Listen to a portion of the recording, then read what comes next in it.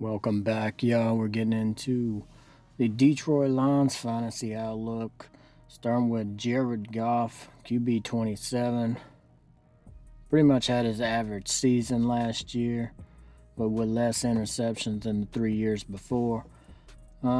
His completion percentage was 67 in the last two seasons, so it's pretty decent completion rating as it went up. Back in 2019 to 2016, he probably had an average of about 60 completion rating. So it's nice to see the completion rating up to 67%. You got last year he had 19 TDs and 3,200 yards. Year before, 3,900 yards and 20 TDs. He did get his interceptions down last season. So I like Jared Goff a little bit as a backup quarterback in a fantasy league here.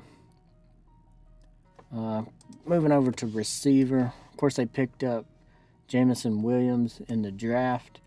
He's got that ACL tear back in January, so it's not looking good. Probably he'd be out through training camp, and I'd say a couple of weeks of the season. Probably takes a little while to recover from that. But Mari St. Brown, I think he's going to step up. He did great last year, 912 yards, 5 TDs. Really like Amari here. He's coming in as wide receiver 34. So he'd be a good pickup. Next, you got DJ Chark coming off that injury last season. He didn't play much. He had 154 yards and 2 TDs before he went down to injury. You got past seasons, though, in 2019, he put up over 1,000 yards and had 8 TDs. I think he could have a good season if he don't get injured again or anything like that. But I'd say he'll easily put up like 700 yards probably, getting 4 or 5 TDs. He's coming in at wide receiver 53 in fantasy drafts. So, but definitely into Amari St. Brown here. Because of the Jameson Williams injury. Pick Jameson Williams up, but I wouldn't trust it too much right now. He might be a good pickup later on, but I would stick with Amari St. Brown if you're looking for a receiver on this team. Now you can go over to running back. You got DeAndre Swift, who had a great season. He's coming in at RB10. He's kind of been plagued by some injuries here and there. But it seems him good to go. He almost got an extra 100 yards last season compared to his first. But only hit the end zone 5 times, unlike 8 times in 2020. So he got the 617 yards and 5 TDs last season. That's rushing. He did have 2 TDs each year on the receiving side. So it's not to see the mix-up that he can be a pass catcher also out of the backfield. It's his backup, Jamal Williams. Last year had 601 yards, 3 TDs. He didn't have any receiving TDs.